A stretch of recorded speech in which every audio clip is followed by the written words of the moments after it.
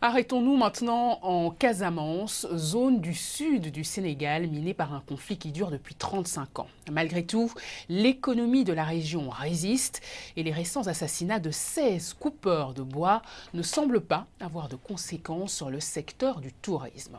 Reportage à Ziguinchor de Franck Nudofina. Les tueries de Bofa début janvier ont remis à l'ordre du jour la fragilité de la situation sécuritaire dans cette partie du sud du Sénégal. À Ziguinchor, la plus grande ville de la région, l'activité économique se maintient. Les effets de ce regain de tension sont diversement appréciés par les populations. On est en ville ici, bon, l'attaque s'est passée en brousse, mais ça fait peur.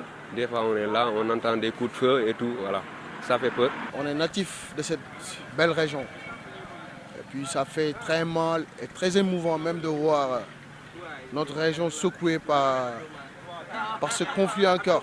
On est là en train de vendre nos chaussures, rester calme, il n'y a pas de problème ici, là c'est l'essentiel, il n'y a pas de problème, il n'y a rien du tout. L'insécurité là, moi je ne l'ai pas vu quoi, parce que nous là, on se passe bien, on marche même jusqu'à 0h, 5h du matin, rien ne se passe quoi. Il n'y a pas de l'insécurité ici à Ziguinchor. Pour de nombreux habitants de Ziguinchor rencontrés ici, l'ampleur de la crise sécuritaire en Casamance n'est pas toujours ce qui est reflété dans les médias.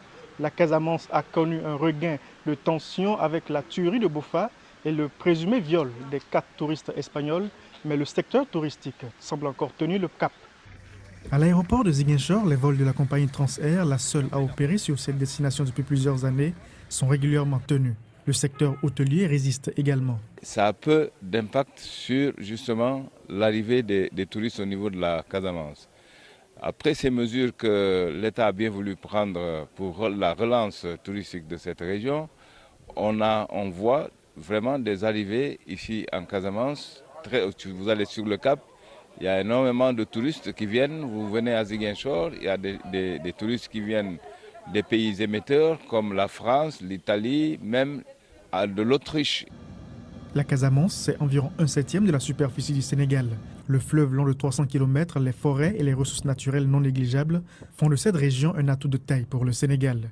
Mais pour beaucoup, la Casamance ne reçoit pas les financements nécessaires pour son décollage économique. Il faut d'abord désenclaver totalement la Casamance. Bon, les efforts sont en train d'être faits par la voie aérienne, la voie maritime, où il y a 3 bateaux qui font la liaison. Mais maintenant, il faudrait que le train qui a été promis puisse être réellement réalisé. Le projet de train doit relier Dakar, la capitale, à Ziguinchor, en passant par Kolda et Tambacounda. Franck Nudofina, Dakar pour BBC Info.